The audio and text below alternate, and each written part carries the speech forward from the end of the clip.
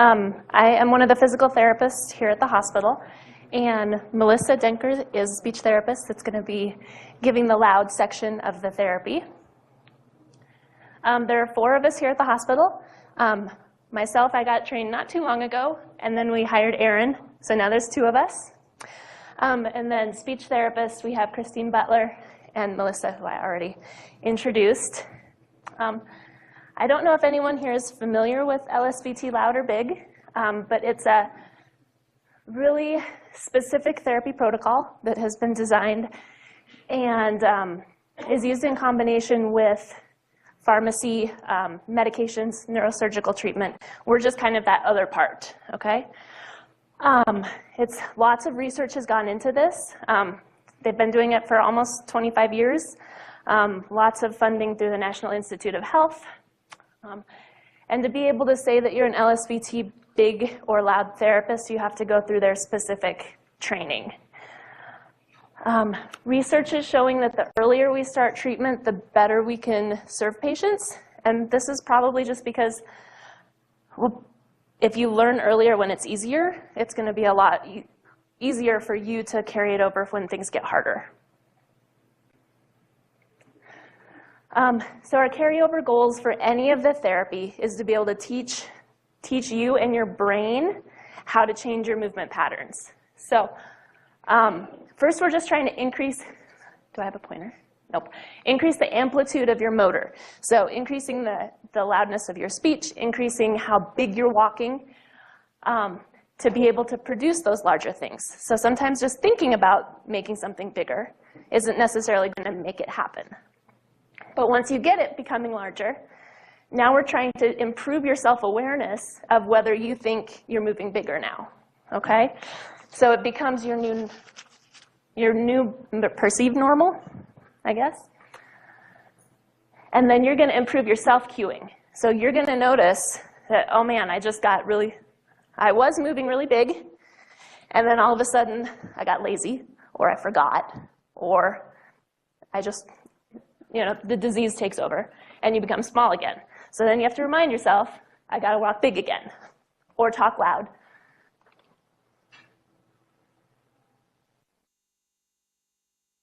Dr. Collar touched on these already.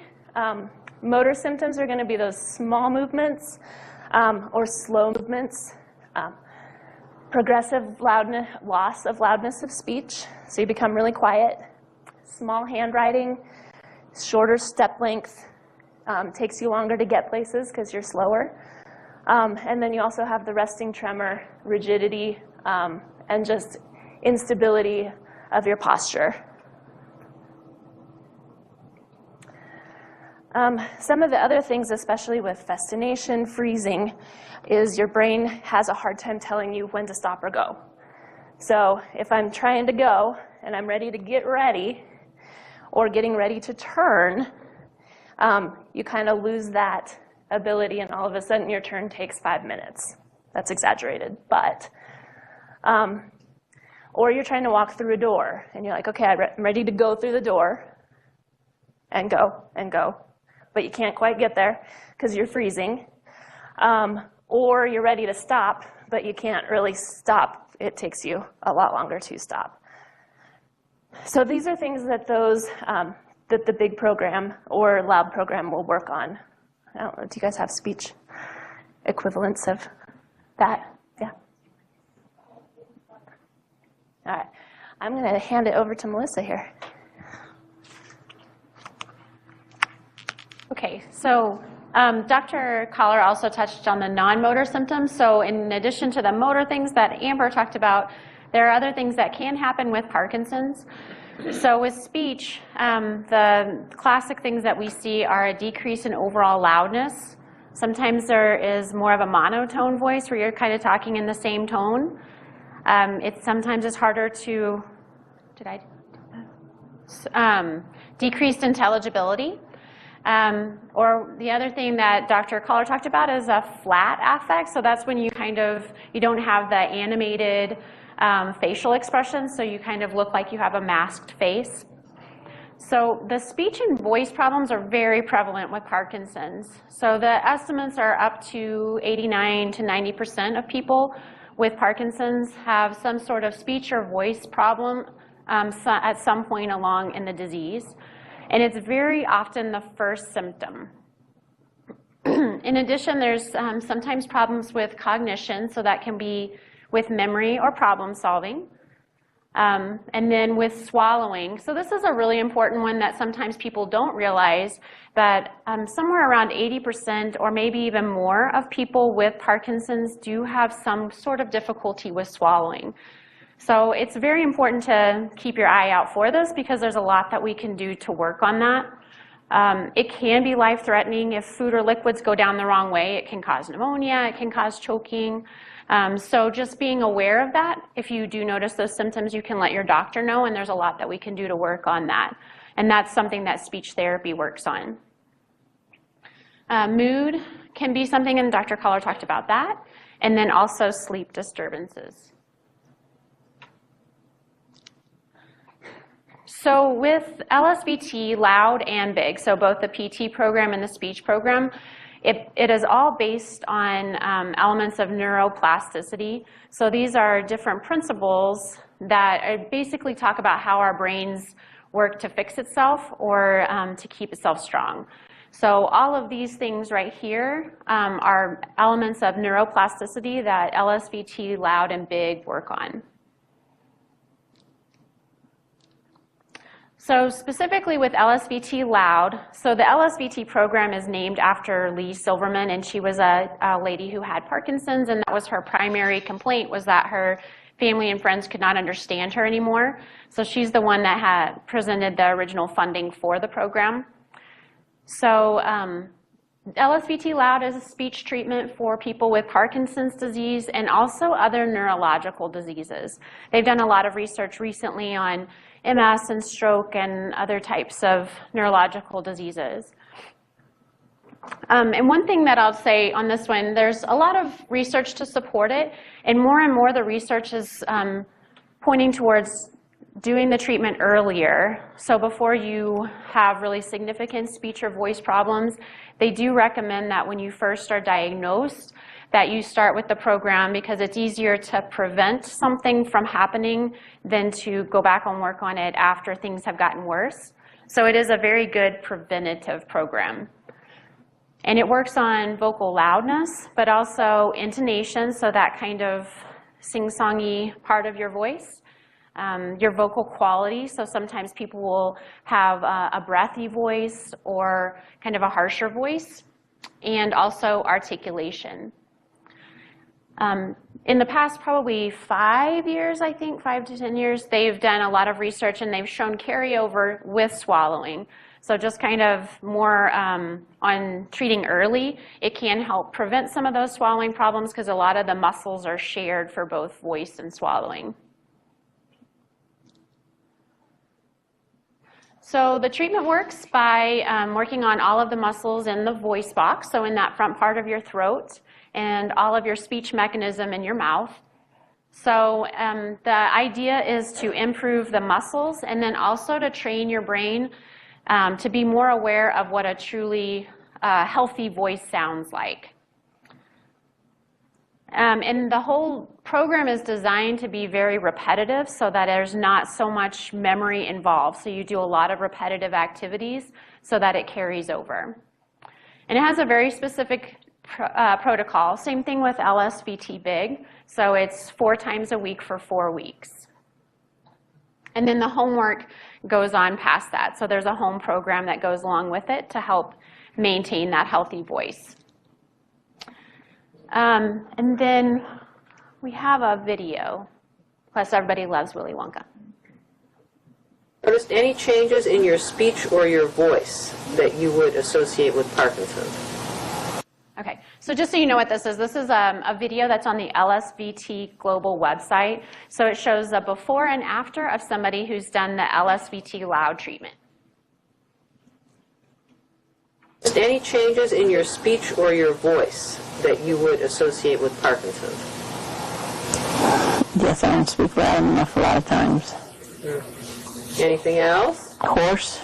Uh-huh. Anything else? I stutter, which I never did before. Do this for me if you would. Take a deep breath and say ah for as long as you can.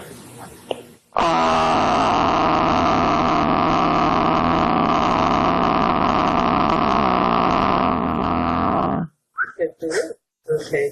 Would you say Parkinson's disease has caused you to talk less? Yes. Because? Because I stutter and then I can't be heard.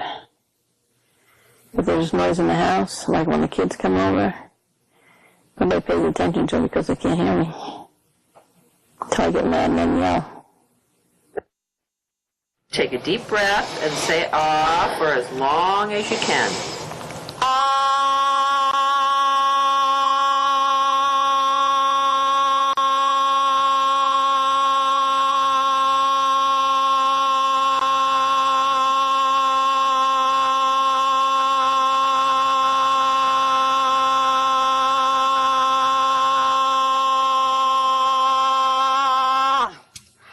Have you noticed changes in your speech or your voice as a result of the speech therapy? Oh, yes. What have you noticed? I talk louder. I think louder. I'm going to sing with the Sons of the Pioneers one of these days with my voice. Good for you. That's excellent. What practicing do you do at home? My ahs, my highs, and my lows. And I read out the mail out loud. Excellent. Do you feel like practicing helps? Oh, yes. Okay. Do you feel as though people can understand you all of the time now? Majority of the time, unless it's my husband, and he'll say, "What? I can't hear you." Good for you. But I think he does that just to be cute. I think he does too. Has anyone commented that it's easier to understand you now? Oh, yes. I set some of our friends back when we went to their house, and I talked loud. Lou says, "What the hell happened to you?" My daughter said, "Oh, Ma, that's you?" Isn't that good? Don't you feel wonderful? Oh, yeah, because now she can't say, "I didn't understand what you said." Right? No excuses, right? Yeah, That's no right. excuses. All right. So what do you do when you want to be as easy to understand as possible? Think loud. So she showed, I think it's a really good example of the face, because you could see her intonation. The before and after is a huge difference. There's brochures about LSVT Loud and Big at the back. So we'll put them in the back. Okay. So now to the Big. So they really are very similar programs. You know, LSVT Loud was started first, and then they kind of built Big off of it. It's a high-effort program. It's hard, and it's supposed to be hard. I mean, what you're trying to do is completely change your brain's outlook on how to move, which is going to be hard. You know, but we modify it to an individual's maximal effort. It's not mine, it's yours. So whether that's getting out of bed or whether that's trying to go back to golf. I mean, it's really dependent on what your goal is. We also can tailor it to avoid injuries. You know, if you have back injuries, if you have bad knees, I mean, we're not going to do something that's going to try to flare up something that we already know is happening. Really, same protocol as the speech. They're 1-hour treatments, 4 days a week for 4 weeks. You have daily home exercises. You have daily carryover tasks, which we ask you to do as in addition to your homework. It's very repetitive, again. So we're doing the same exercise every day, and then we're doing the same walking every day. And then we're working on some sort of a functional task, taking your wallet out of your pocket, writing your name, getting a glass of water, little things like that. And then hierarchy tasks are big goals that you have. You know, golfing, chores. I want to be able to pick up toys off the floor. I want to play with my grandkids. And then that's where the therapy gets a little more tailored, and we can individualize it to each person. I think it was written somewhere else. Big is provided by either physical therapists or occupational therapists. And so we have 2 PTs here, but we kind of tailor. We can do a little bit of everything. And then the PT before and after.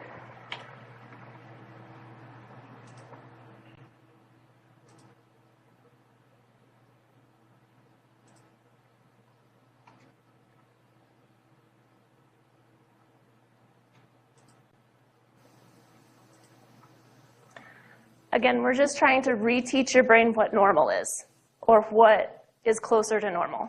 So on the left is before LSVT big, slow shuffles, very limited arm swing. He's using a cane.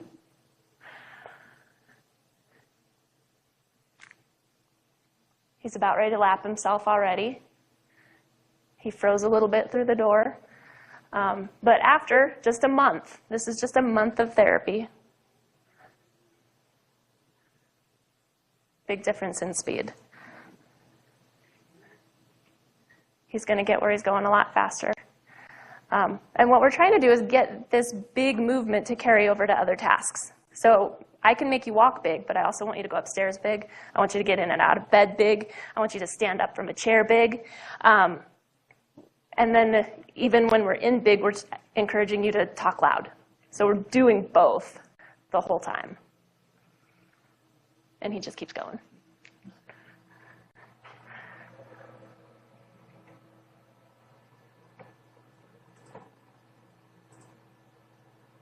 Yeah.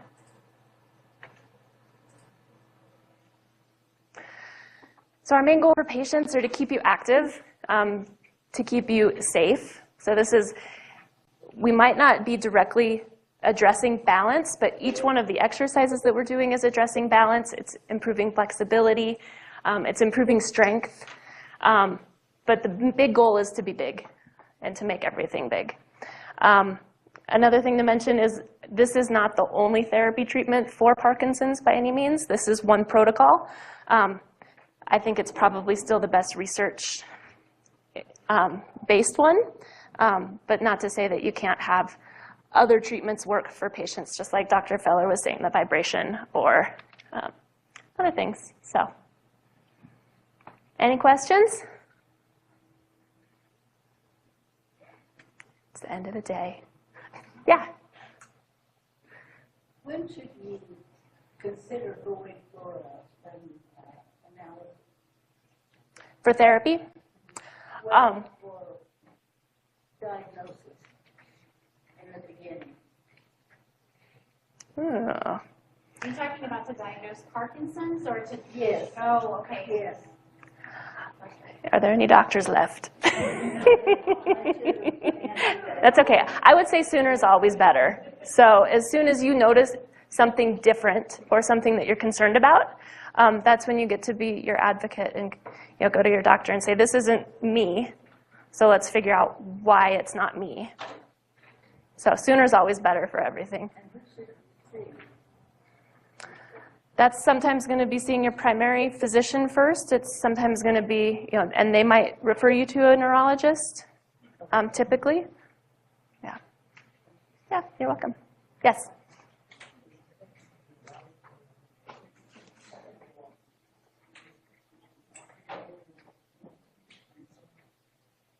Does the walking program help with freezing? Does the walking program help with freezing? Yes.